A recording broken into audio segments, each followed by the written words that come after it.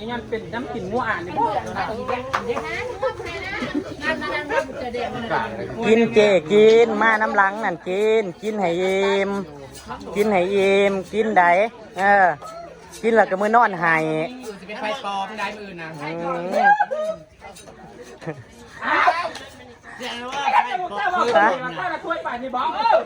ตอนแรกอ่ะ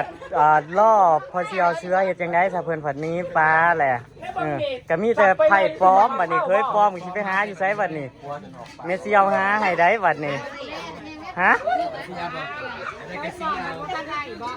ยังบ่ได้เลยสิหาอยู่ไสบัดนี้บ่อยทำบอลสวัสดีท่านพี่น้องพี่เจียวมาลาเพิ่นพึ่งมาพี่น้องพึ่งมาฮอดแล้วก็หิวเขาหิวนะ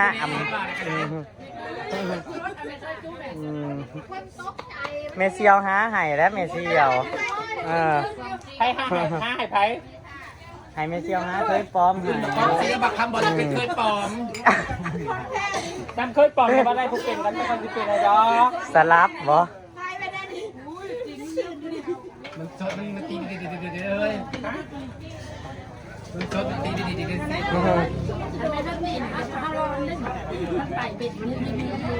แม่ข้ามองชุ่มข่อยไปตัดน่ะนะหาในปากซองอ่ะนะเขาผากมาผูกแขนอ๋อแล้ววันมือได้ขึ้นมาแต่เอาปุ้นขึ้นมากินเด้อเขาว่าโอ้ยได้สิไปขอบคุณเพิ่นอยู่ห่านอยู่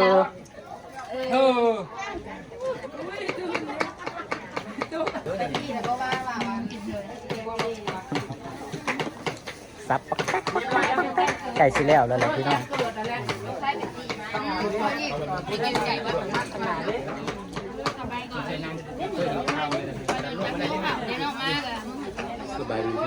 มาเล็กๆพวกเราเลือกกินเราเลือกกระปุนเลือกบอกเลือกเงาเนาะพวกเราให้กินกระปุนเลยมีแต่ดาราสาวกับดาราชายมือนี่เยอะแยะไปหมดมีกระดาราท่านหนึ่งคือกันนี่สวัสดีจ้าดาราท่านหนึ่งอันนี้มันดาราอีเที่ยวโพดดารากระแดะอันนี้นะดารากระแดะ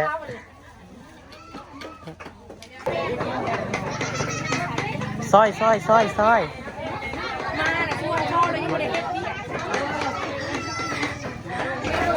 เอาได้เอามอบหน้าที่ให้เซฟออยก่อนเซฟออยมาทีหลังเอาซอยยังจะมีรายงานอยู่เพราะว่ามีลูกสาวอยู่เด้บอกได้ก็หายเคยได้พัดไม่น่าจะต่อยกันนุ่มดีเนาะผู้เด็กกเอาไล่คนก็ได้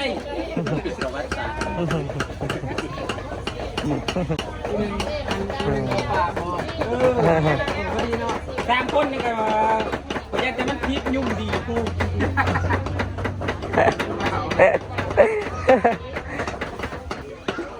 มันบ่ได้ตื่นเต้นดอกมันหลายปีแล้ว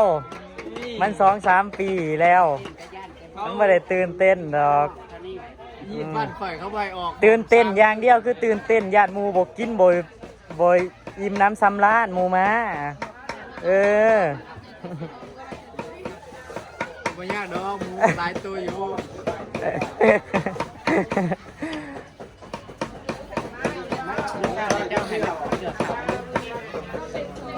เอาให้มันเนี่ยไปก่อนยำสลัดมัน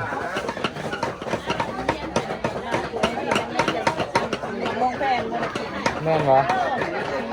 ขนมมึงมากแต่มันมากกินขนมมันบ่มากกินเขา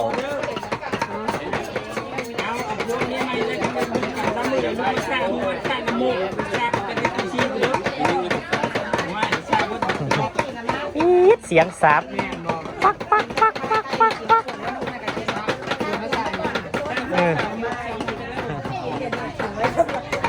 โอ้ยคนนี้มันหายเนาะมันคือมันอะไรโว้จะมือเบิดเนี่ยบ้านไปบ้านจะเบิดมาแข่งเฮ้ยออกทันไปไงทันไปเยอะเฮ้ยมันออกแล้วไม่มาลากช่วยขยะอยู่กดโพงเอาไว้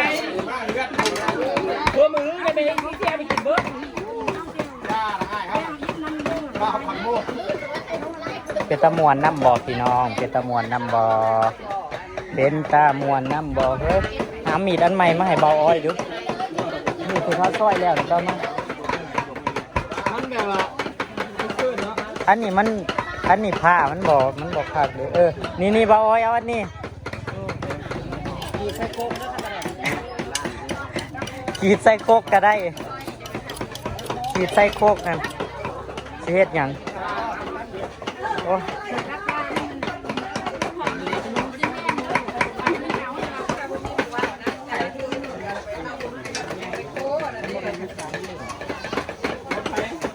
ยุฮะไอ้คำบอลน่ะเด้เจ้าเชิญเล่าให้ข่อยอยู่ฮะไอ้คำบอลนั่น ไอ้เขาบอกดิ แมน เอาของชี้มาได้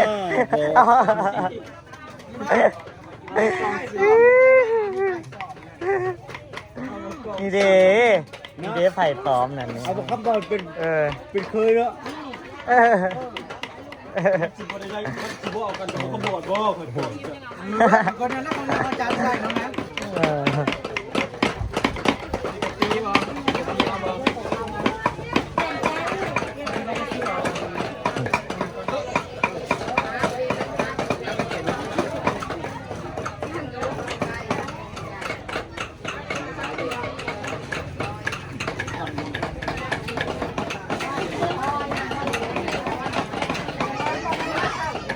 ได้ยินแต่เสียงซับซีนพี่น้อง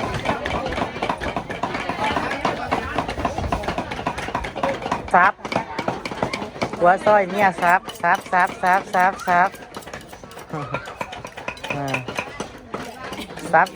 เขา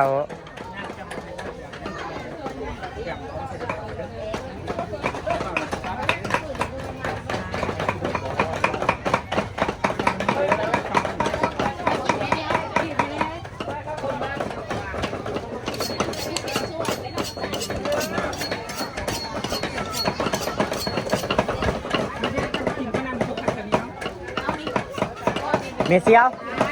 อันน่ะของข่อยเอาเทศกันโลด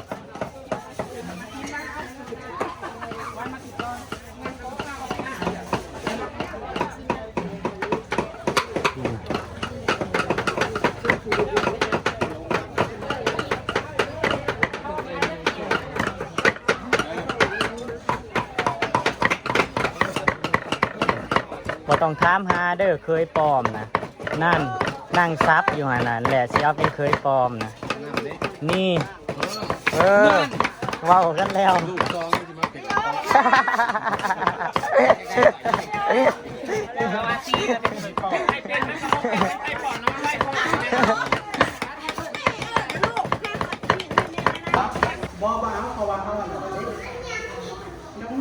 หรือเอาสียังไงฮะ เอาสีเหลืองมาลงก่อนจากเอาสีทองครับหรือว่าสีเอาสีทองอย่างเดียวก็ได้รถน้อย เริ่มจัดทรงจัดสากแล้วพี่น้องนี่พี่น้องเฮ็ดหมองนี่พี่น้องนี่จัดทรงจัดสากใส่ดอกม่วงดอกไม้พี่น้องจัดดอกม่วงดอกไม้ปูโฟมแดง ผู้ซอยก่อน ใส่จีน่า ผู้ซอยถามจีน่านั้นนั่งอยู่ซื่อๆเด้ออย่ากวนอ้ายเพิ่นเด้อจีน่านั้นเบาเอื้อ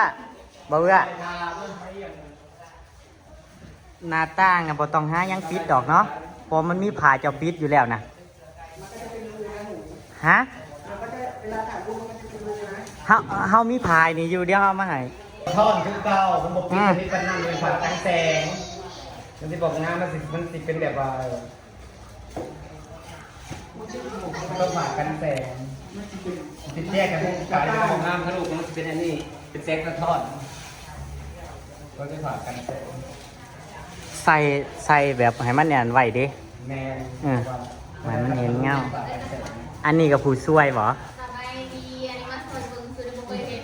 พักซอย อันนี้กับผู้ช่วย ซอยเบิ้ง ของควันค่ะโอ้โหแม่น โอ้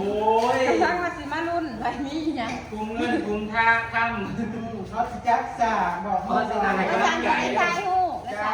สัง จะเป็นต้นกระแทง แตงโตงาม แต่งตัว สวัสดีกับเป็นบ้านเจ้าไก่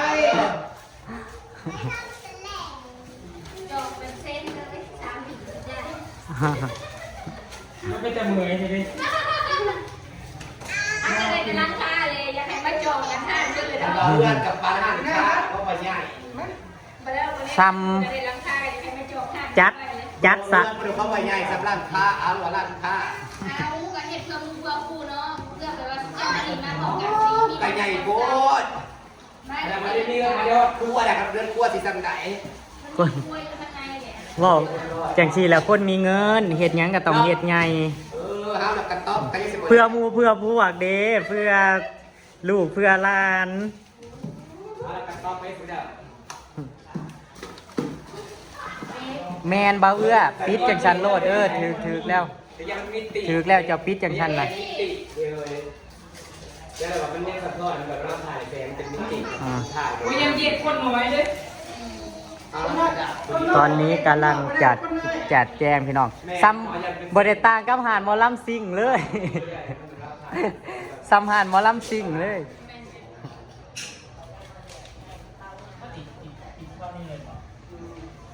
ยังใส่ทุกอย่างเลยใครก็บอกปิ๊กอยู่ได้เลยมีรังกันอ่ะ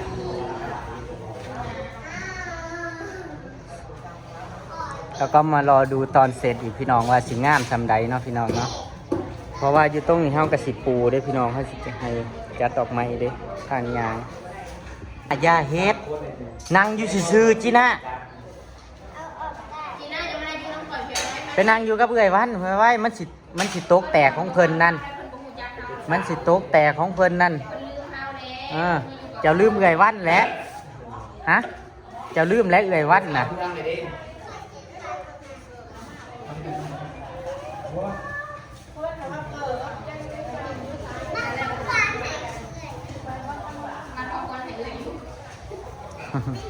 ใส่ทำงานภายในคอยบอกแล้วพี่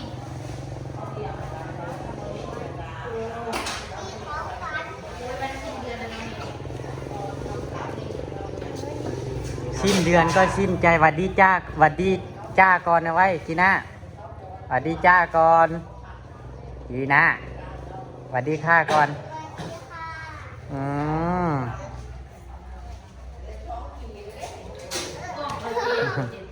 สองเถ่าเพิ่นยังเงี้ยนอยู่พี่น้อง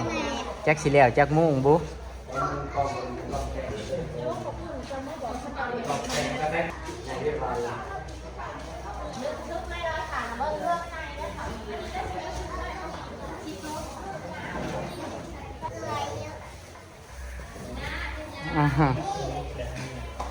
จีน่า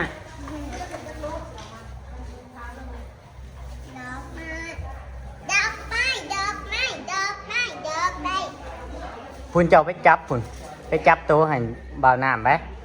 อย่าเราตกไปจับตัวให้เราเด้อ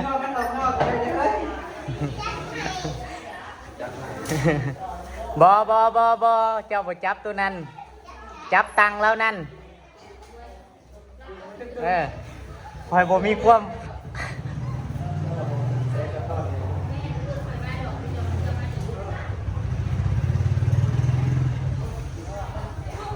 เอาสวยๆเอาให้สุดฝีมือเลยนะคุณเลือกคุณน้ำเอาเต็มที่ทำสวยมีรางวัลให้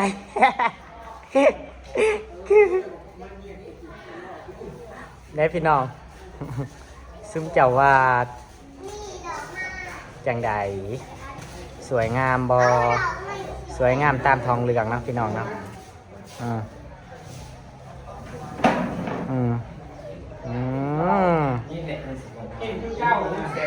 บอเป็นหยังดอก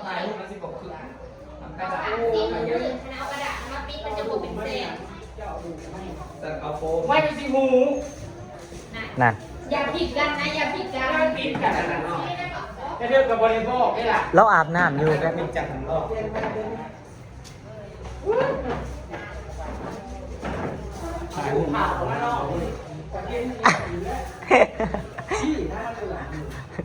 จักหน้อยให้นั่งมาซอยนั่งนั่นอาบน้ำอยู่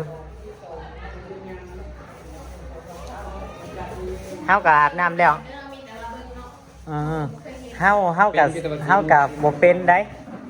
เฮากับบ่เป็นได้มีแต่ให้กำลังใจหมู่ได้เฮาน่ะก็ได้ ปล่อยให้ไปเรื่อยๆใช้เวลาของง โอ้ย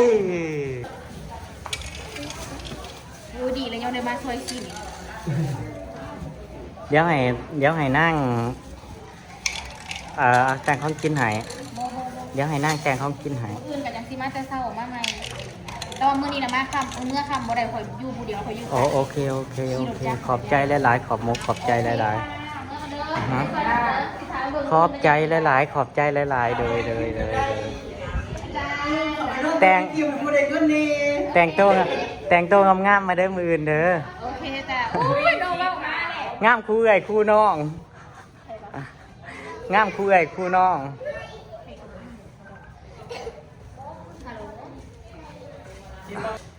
บ่เห็นมันแค่สว่างน้อยนึงบ่เป็นหยังถ่ายรูปอีนั่นอยู่ถ่ายรูปได้อยู่นี่เด้ในกล่องก็ยัง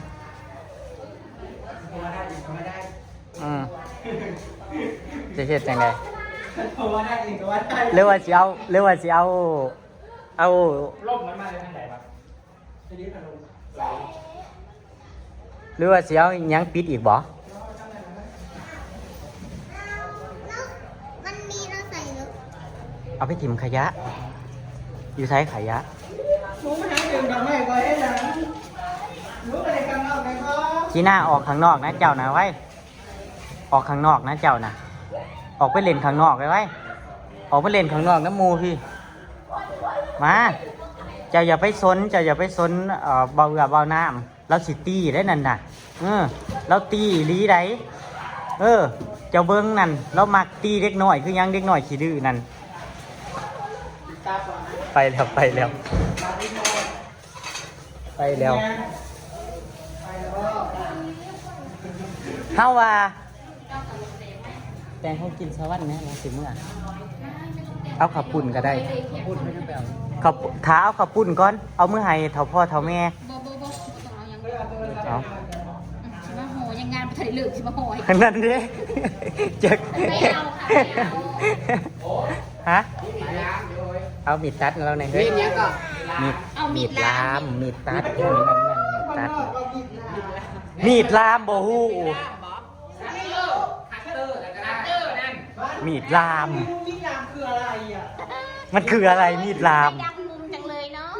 ขาดเนาะไปเมื่อน้ำ มารอดูตอนเซตอีกที่หนึ่งเนาะพี่น้องเนาะไว้สวยงามสำหรับพี่น้องเนี่ยตีพี่น้องมาซอยร้ายอยู่พี่น้องทั้งหมู่ทั้งพวกเนาะลูกหลานลุงป่าน้าอาเนาะพี่น้องเนาะที่มาซอยซอยงานแม่เสียวมาล่าพี่น้องกามาเนาะพี่น้องเนาะไปพี่น้องน้ำลายพระจากแล้วพี่น้องขอบคุณเด้อที่เขามารับชมพี่น้องขอบคุณทุกกำลังใจทุกการติดตามเนาะพี่น้องเนาะฝากดูโฆษณาเด้อพี่น้องเด้อไปแล้วพี่น้องสวัสดีครับผม